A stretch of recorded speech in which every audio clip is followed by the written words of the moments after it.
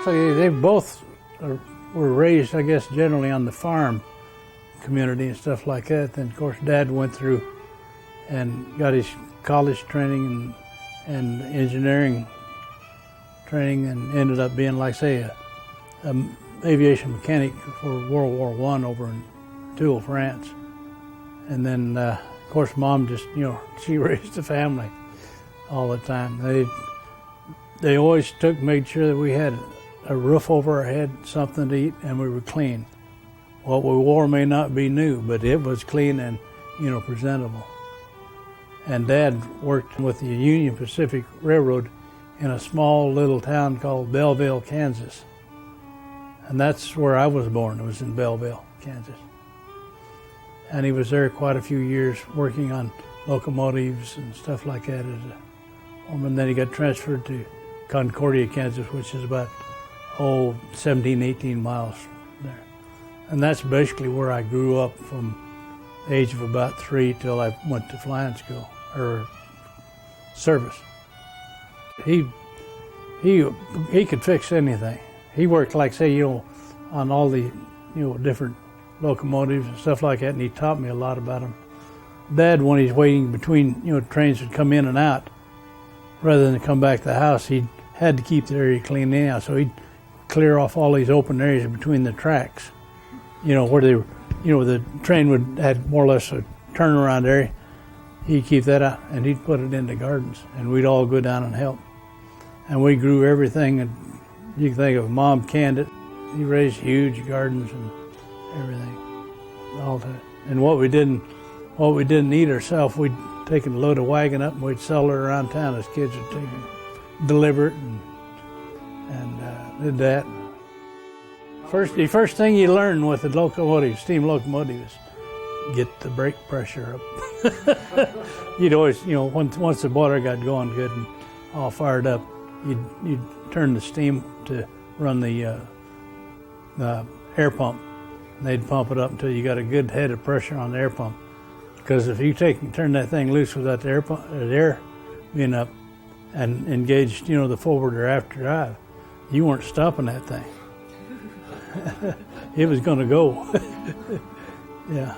But as long as you had the brake pressure up, So I've moved him around a little bit for him, because he'd have to say, okay, bring it up a little bit, and he'd say, okay, that's, or he'd be down on the ground, tell me what he wanted. He'd motion to me a lot of times, something too noisy. But he taught me about those, and later on they had what you call either diesel electric or gas electric little motor cars. He taught me a lot about those and how they operated. Basically, it's just a big engine that's running a big generator, and all the drive wheels are electric-driven wheels on all those. He taught me a lot about that, and taught me a lot about how to maintain stuff. And he was good for making a lot of his own tools. Yeah. Matter of fact, I have some of his tools to this day that he would take just chunks of iron and put them in that big old pot belly stove and get it hot and shape them in anything you wanted. Then he showed me how to, dunk them in oil to set them and stuff like that. Mom always loved her flowers. And she always had to have her a big rose garden. And she had plenty of roses and plenty of flowers. And I think Doris kind of got wound up on that. She likes her flowers too. But she was always out there when she wasn't in, hard labor taking care of us kids. Of course, there was 7 of us, what you got to expect. And we had a real good family too, because I don't think we ever had any major squabbles amongst any of us. And there's always the saying, you don't mess with any of those Goodwin kids, because somebody else in that family is going to come give you a licking. No, we pretty much took care of each other. The older ones would take care of us younger ones. And I was the youngest living one at the time. But I had one brother that he'd been told if he got them glasses broke, he was going to be in real trouble because they were so expensive. And we just warned people to say, you see him lay them glasses down, you better get out of here. And he was a feisty, he wasn't real big at all. But boy, he'd tear into anything. He wasn't afraid of nobody. So we just warned people, you see him take them glasses off, you better leave. We grew up I think we started working, as soon as we could walk. I can remember helping my brothers deliver newspapers when I was about 5. We'd load up all the papers. They'd get their big paper bags clear full, and we'd deliver the paper that went out once a week. And they had me pull a wagon full. And I'd go out there, hot or cold. We'd do that, and I'd drag the wagon because I wasn't big enough to throw them yet. But I'd take and drag papers along, and we'd stop by the deal and refill paper. We delivered that entire town, which is, I think it's about 7,000. It's still 7,000.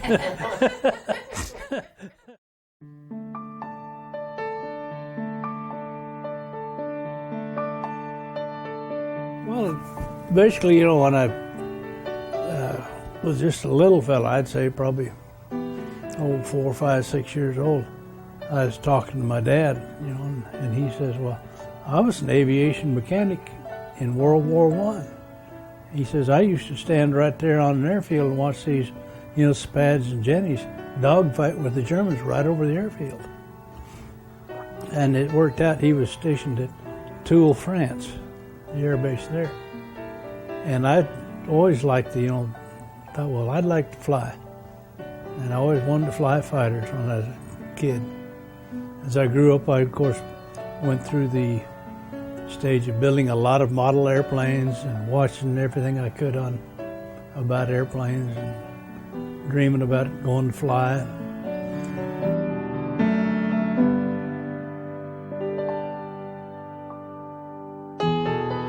Well, as it worked out, I was in high school at the time, and that would have been in 1950. And the folks asked me what I wanted to take in college, and I says, well, I don't really know exactly what I'd like to take. And at that time, all males, the healthy males, were required a 2-year military deal. So I says, why don't I go in the Air Force and, put in my time and then get out? And then by that time, I'd have a little, better idea what I wanted to do. Well, I enlisted in June 16th of 1950 and headed out for Lackland Air Base for basic training. And 10 days later, the Korean War broke out. So timing was great. But actually, it was kind of fortunate because at that time, if I hadn't enlisted in the Air Force, I probably would have been drafted into the Army because I was not in school yet. So I had my choice of services. Then, of course, at Lackland, which is in San Antonio, they run this series of tests of what you're capable of and what your, mental attitude is and what you would be best in and stuff like that. Then they always, ask you a question, what would you like to do? And I says, well, I'd like to be a jet fighter pilot. And they says, no way. You can't be because you don't have a college degree. And I says, well, you ask. I says, what else you got? And they says, well, you're qualified for most anything that you would like to do. And I said, well, why don't I go into the electronics field? So I applied to that, and they sent me to Keesler Air Force Base in Biloxi, Mississippi. We left Keesler, Mississippi in the latter part of December. I forget the exact date. But we got on the train there. Of course, it's nice and balmy. And we rode a train all the way to Lowry or Denver, Colorado. When we got off that train, it was 25 below zero. Talk about a coup. Then I went into the school itself. It was for fighter aircraft radars and gun sights. So I went completely through that course, and then when I left there, I got assigned to that terrible place out there, Las Vegas, Nevada. I went out there and was stationed at the 3525th Training Squadron, which was basically a research and development squadron and regular fighter squadron. We had F-51s, F-84s, and F-86s that they used for training there at the time. And I talked with a lot of the pilots. We got to know quite a few of them as they were going through training. And several of them that went through there in training were aces in the Korean War, as it worked out, and got to know them pretty well. And it was, real interesting. When they'd come back, after their mission, we'd come back and talk to them about it, and I'd just sit there and drool, watching the airplane. But then they decided they needed more pilots, so they come back around and says, "Do you still want to go fly airplanes?" And I says, "I haven't changed my mind yet."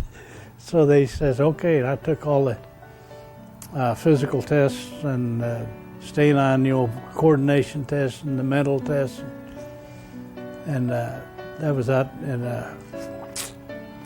I forget the name of the base. It was out by San Francisco. They sent us out there for a complete evaluation. And when I finished up the evaluation out there, he says, "Well, what would you like to do?" And I said, "I'd like to, still like to fly jet fighters." And the guy says, "Well, you're qualified to be either a pilot or a navigator." And I says, "You can cancel that last thing. I don't want to be a navigator." So I went back to Las Vegas and was frozen to the States till my class assignment.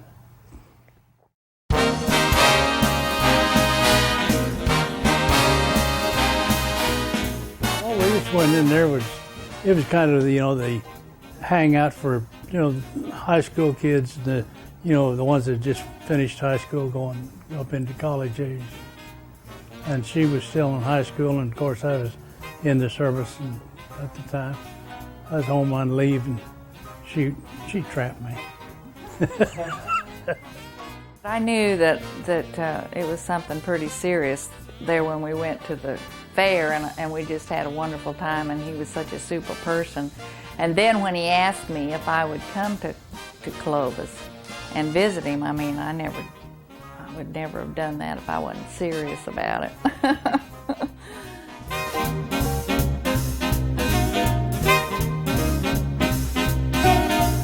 There was a Air Force base just 50 miles south of Concordia, at Schilling Air Force Base.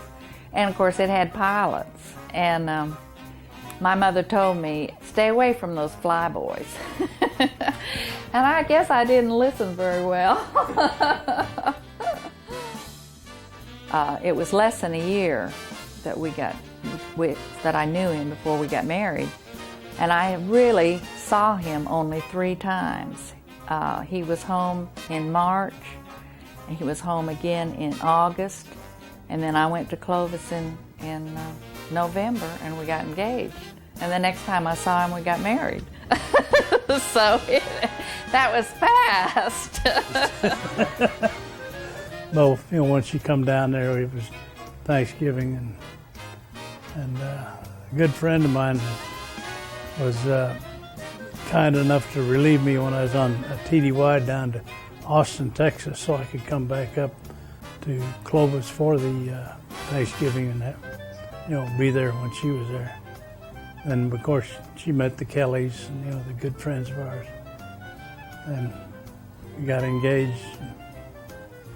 And she had to go back, and we decided that sometime the next year we'd probably get married.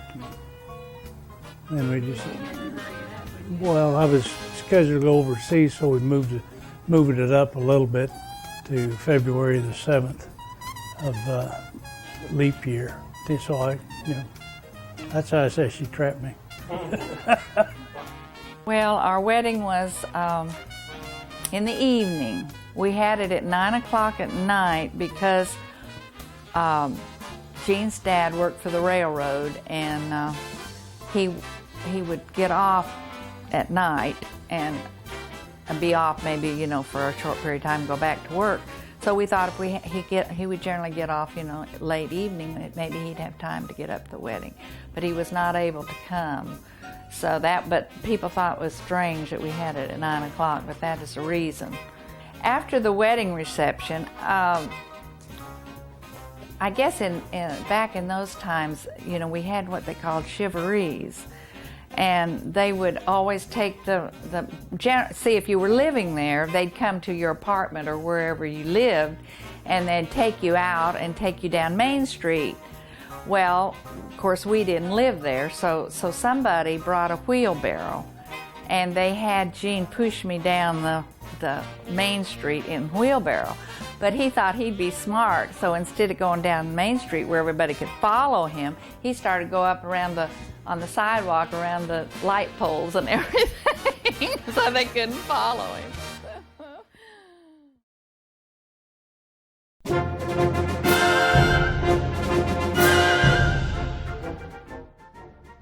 If your first initial time that you flew by yourself, a solo, you'd get out of the airplane when you got back, and all your buddies would grab you and dunk you in a big garbage tank full of water and hose you down, and everybody had a good time. It was a lot of fun.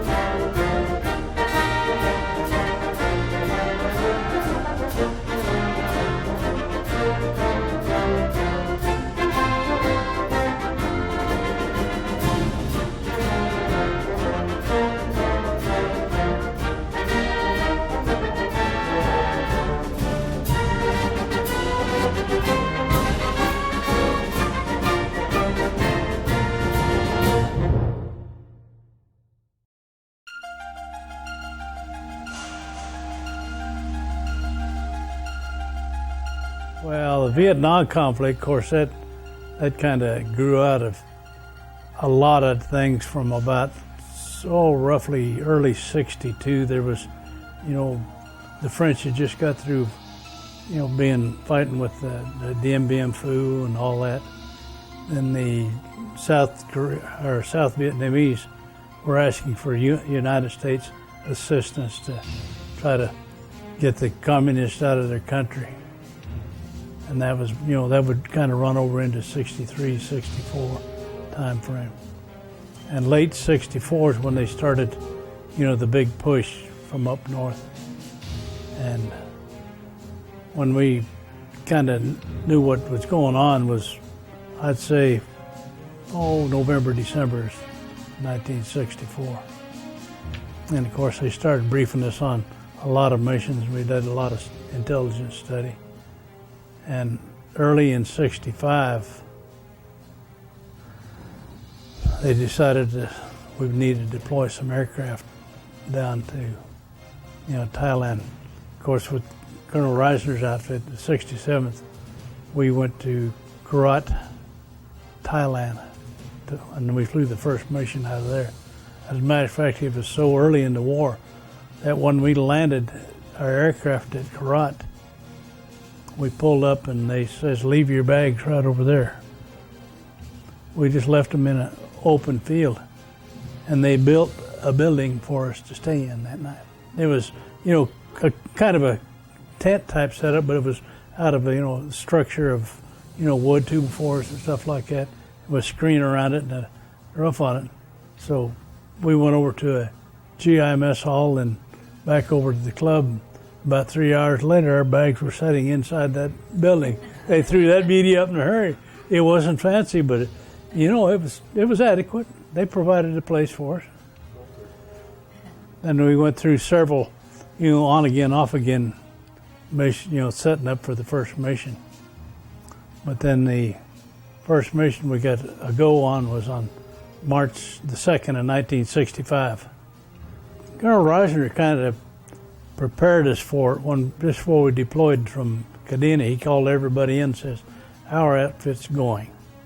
We're going down there," and he says, "I want to make it very clear. We're going there, we're going to get shot at it, and some of us are not coming back." And he says, "That's what we've been training for and what we're getting paid for."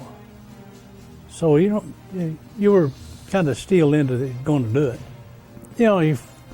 You've been training for it for years, so it wasn't a real big surprise that we were going to go. But you thought, on your first mission, is this really what I should be doing? And, you've never went in, you've never shot anybody or bombed anybody. And you wonder if you're doing the right thing, but with what the North Vietnamese were doing and communist, powers were doing at that time, it was our job to go over there and try to stop it from spreading. And we had a flight. I had a flight of 4 that we took, and we went in, and of course we pre-briefed at. We check in with Colonel Reisner, in case they wanted to shift anything around on the target area, or if somebody's late or not, so we didn't have a conflict of aircraft. But by the time we got there and got set up to go on the mission, of course, there was a few ahead of me, and it was quite obvious, even when we were still back over Thailand, where the target was, because there was lots of, dirt and smoke and stuff like that being kicked up. And it was, up in North Vietnam, which is not too far across Laos into North Vietnam, really, in that area. But if we checked in with him, and he says, okay, this northeast area, the target complex, looks like it needs to be hit more than the other. So we took and dropped our 8 750-pound bombs each up in that area. Then, of course, we regrouped and headed on out. And of course, it's quite obvious they were shooting. There was stuff everywhere. They were firing everything that they had, which, they were defending their country. You get up on a mission, you're so busy doing what you're doing that you go in and do your job. And on the way out, you say, boy, was I in a bad place. Or how come this?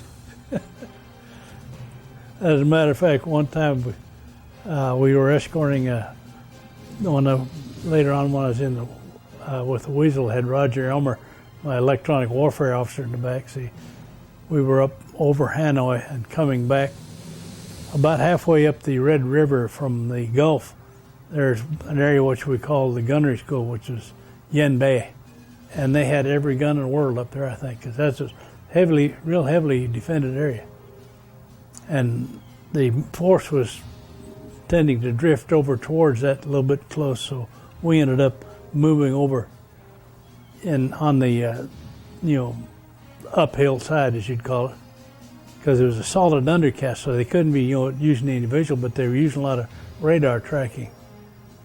And of course they were started to shoot and everything. Of course we had the radar tracking missiles and stuff like that, so we started working over those electronic threats, the gun, radar control guns, stuff like that. And they were throwing up 37, 57, 85s and 100 millimeter. The bigger they are, the blacker the smoke.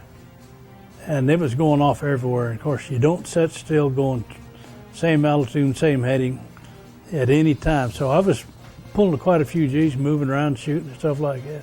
And Roger in the back seat says, I think you ought to move around. They're going to shoot at you. And I says, have you really looked out the window lately? I says, well, you better look out there. He looked out there, there was stuff going off all around us. And he says, I'm going back my scopes. He was so interested that I was pulling, 4 and 5 G's and, turning and climbing and firing and missiles and stuff like that. But he was so engrossed. Well, you don't hear a whole lot. No, because the burst is, it's out there and you're inside of a pressurized cabin. But it was close enough. You could feel concussion from a lot of it. But I really got a kick out of him. I said, have you looked out the window lately? And of course, the back seat you can't see up forward too much. There's a couple of little bitty pork chop windows you can barely see up to the front cockpit. And everything's, from about here back to here, with the full canopy across. And he says, oh, I don't want to do that. We had a good laugh out of that right in the middle of when they were shooting the devil out. And luckily nobody got hit and everybody got out of there safe.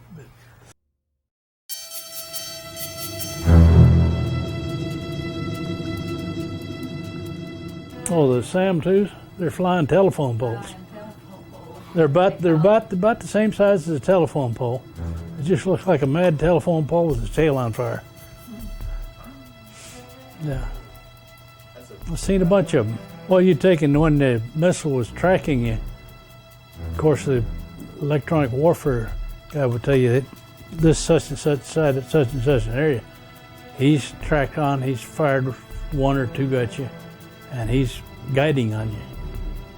And you take and usually lower the nose and light the afterburner to get, more speed, because you can convert, speed into turning energy.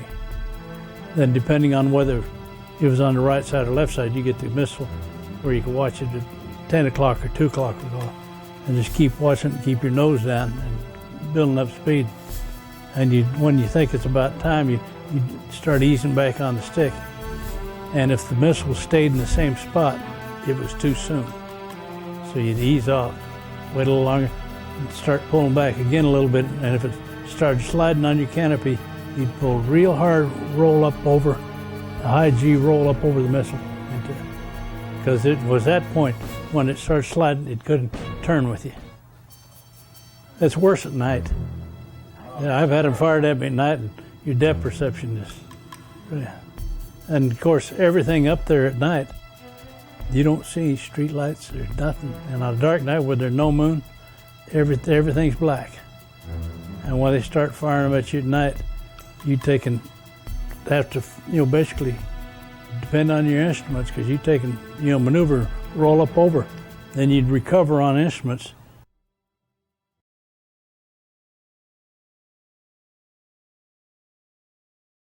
One day I had an exceptionally long day. I briefed about, roughly 2 o'clock in the morning for the first mission. Took off around 4 o'clock. I landed from that mission, which was over North Vietnam. I landed from that one at about 9.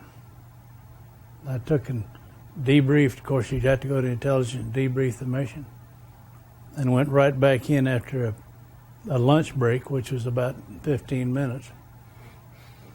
Rebriefed for an afternoon mission. And we took off on that mission and flew up over just north of Hanoi. And I think I got back from that one about 7 in the evening. Landed, debriefed, and we were short of crews, so I filled in as a spare, which I would go if somebody aborted. And it worked out. One of the aircraft, had a problem, so I ended up going on the third mission. I got down about 11:30 that night. 3 missions over North Vietnam in one day. Tough. And a long day, because it was always, every time you went in, you refueled going in. You went into the target, you come back out, and usually you would take and refuel coming back out to give you a fuel reserve, because the weather lots of times was kind of dicey. And you'd come back from a lot of missions, and you'd take and have to land, instrument conditions where you'd break out and see the runway and land. That'd be about it.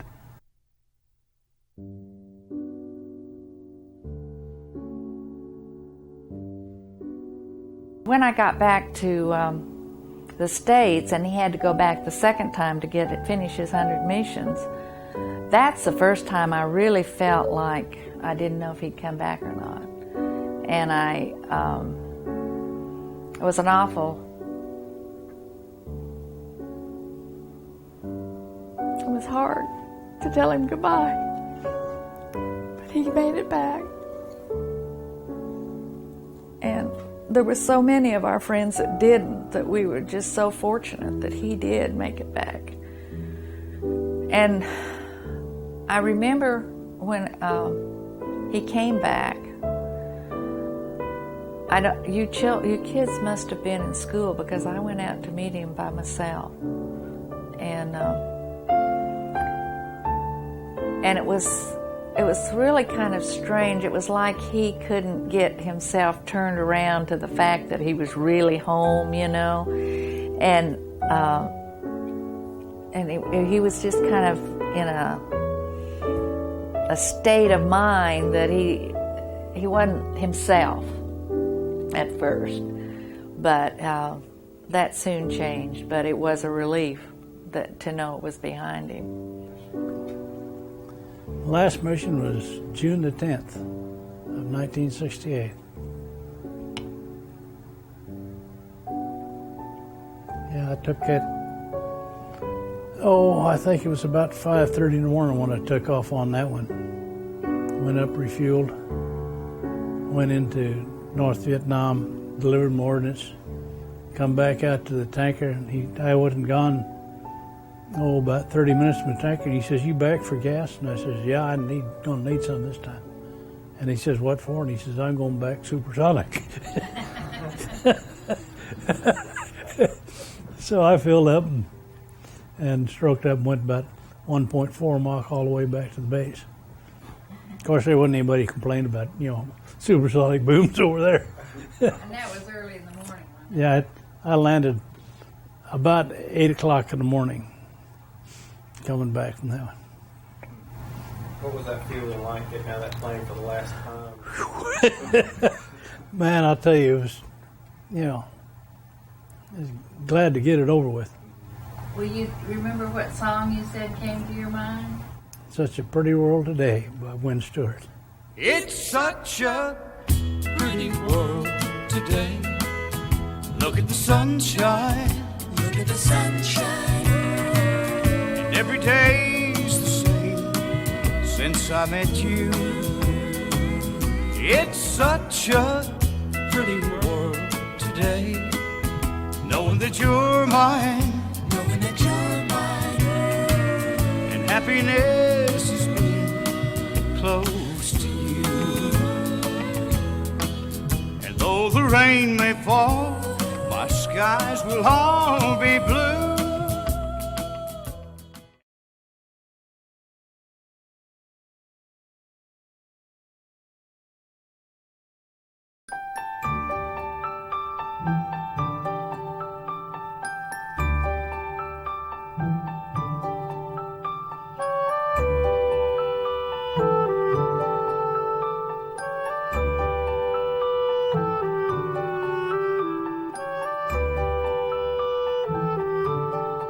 Happy birthday, Dad.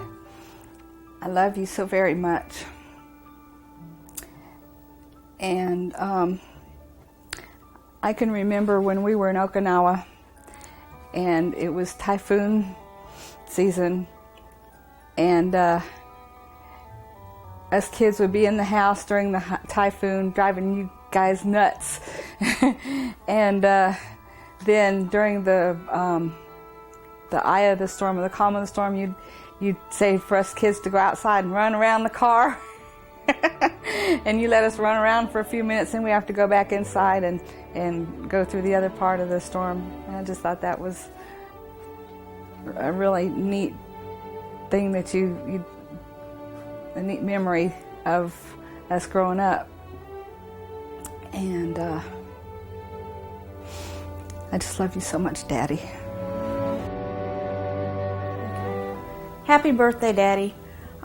We're doing this tape because we want to share some things about our life with you. And one of the things I was going to talk about was when I was really little. I can remember you coming home into the house when we were in Okinawa, and you would come in and you would tickle me till I would cry because it would hurt so bad because you tickled me so much I couldn't even breathe.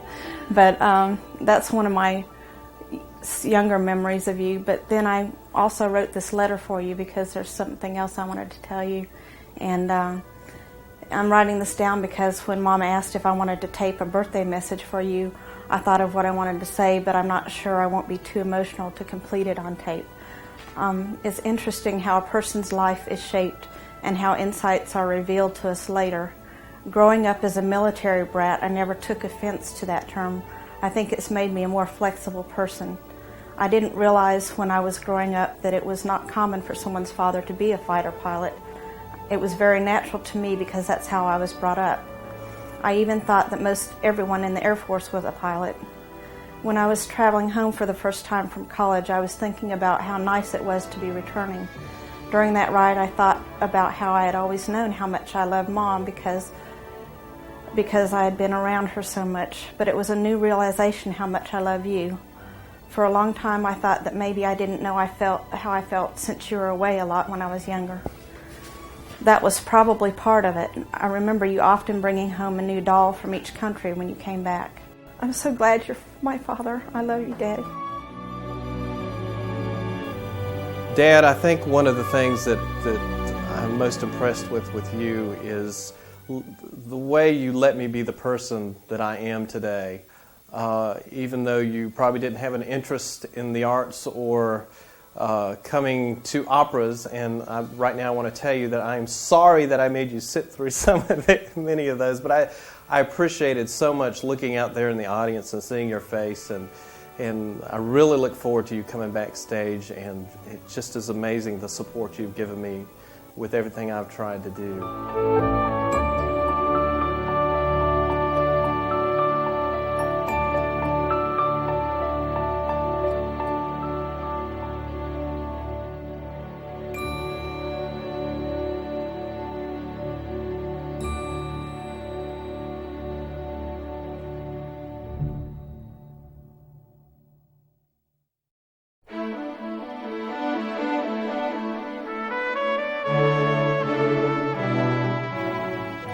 Well, as far as, the Masonic business, of course, my father and my brothers have been in the Masonic organization for a long time. And I didn't get real active in it until we went to Wichita.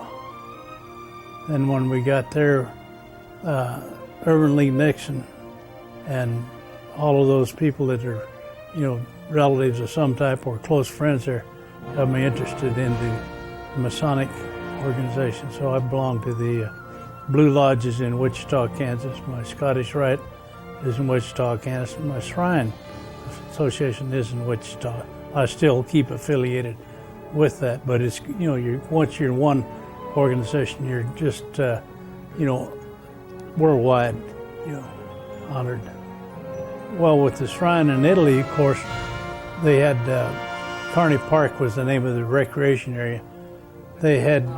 It was in an old dormant volcano, and they had football field and baseball fields and 9-hole golf course and a kind of a little PX, concession stand type deal there. And had a drive-in movie in there. And every year, for the Shriners hospitals, all the Shriners, we got together there and we would sponsor a ball game, which would be between the football team, one up there in the Naples area, and one of the visiting teams. There was from Vicenza one year and Livorno and several different places. They'd come in and play a team. And during the ball game itself, the Shrine Club, we would set up and handle all the concessions, be clowns and sell tickets, provide the entertainment. And anything we made off of that all went to the Shriners hospitals. I think there was the only Shrine ball game authorized outside the United States. It was there in Naples, Italy. And I think one year we made about $8,500 for the Shriners Hospital, and the next year I think we made a little over $12,000 for the hospital. And and we just we had a lot of fun. Everybody kicked in and done everything, and I got to thank the NATO people there and the armed forces for allowing us to do that. Everybody got to know that the Shriners were not there to bilk anybody out of anything. As a matter of fact, during the regular ball games, we would sell peanuts. I'd be one of the clowns during the thing. I had a lot of fun. Bagging peanuts, we had a lot of fun. Oh, we bagged peanuts many a night, then go out and sell them at the ball game. Well, the whole family got involved and did. Yeah, it was real worthwhile because if you've ever been to a Shriners Hospital, I don't know, the closest one I think here is up at Greenville. But a lot of people don't understand. Every patient in that hospital doesn't cost them a cent. It's all through donations or shrine work.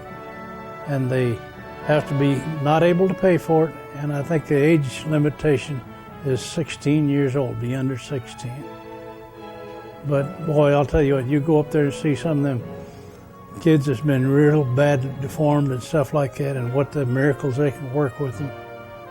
And you go in there and visit with them. Man, every one of them kids got a big smile.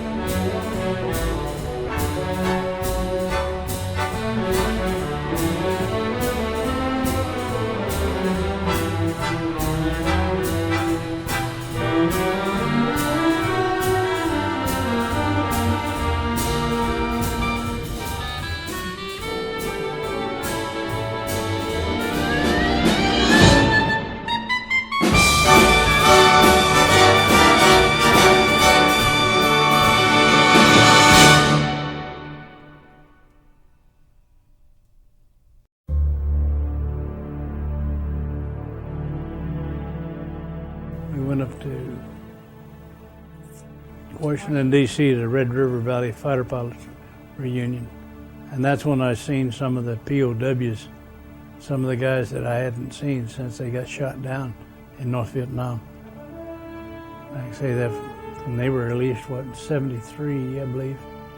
So some of them I hadn't seen since 1965. Yeah, because some of them were shot down and prisoners. Matter of fact, Colonel Reisner was shot down in summer of '65, right after I rotated back to the States. You know, at McConnell instructing there. And boy, they could tell you some stories.